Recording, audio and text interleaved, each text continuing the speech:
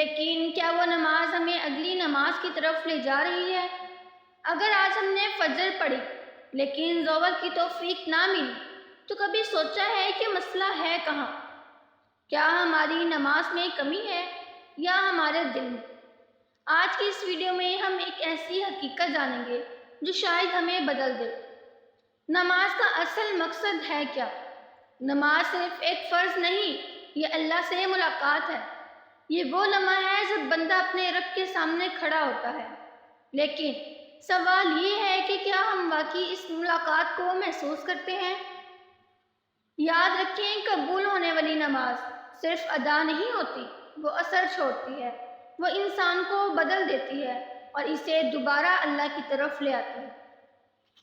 اگر ہم نے فجر کی نماز پڑھی لیکن زوہر کی توفیق نہ ملی تو یہ سوچنے کی بات ہے، کیا ہماری فجر میں ہمیں بدلا کیوں نہیں؟ کیونکہ جو نماز دل تک پہنچ جائے وہ انسان کو اگلی نماز سے دور نہیں ہونے دیتی۔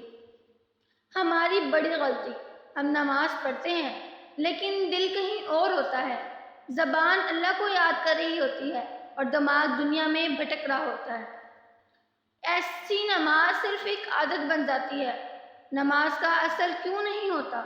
کیونکہ ہم نماز کو جلدی جلدی پڑھ لیتے ہیں، ہم اس میں ٹھہرتے نہیں، ہم الفاظ کو ادا نہیں کرتے لیکن اسے محسوس بھی نہیں کرتے، اور جب احساس ہی نہ ہو تو اثر کیسے ہوگا؟ اور شاید یہی وجہ ہے کہ ایک نماز ہمیں دوسری نماز تک لے جاتی ہے۔ سب سے اہم حقیقت، قبول نماز وہ ہوتی ہے جو انسان کے دل کو نرم کر دے، جو اسے گناہوں سے دور کرے اور اللہ کے قریب لے آئے۔ اور اگر ایسا نہ ہو تو ہمیں خود سے سوال کرنا چاہیے، کیا ہم واقعی نماز پڑھ رہے ہیں یا صرف اسے ادا کر رہے ہیں؟ کیا ہم اللہ کے سامنے کھڑے ہیں یا صرف الفاظ دہرا رہے ہیں؟ لیکن ابھی بھی وقت ہے، اللہ کے دروازے بند نہیں ہوئے، ایک سچی نماز آپ کی زندگی بدل سکتی ہے۔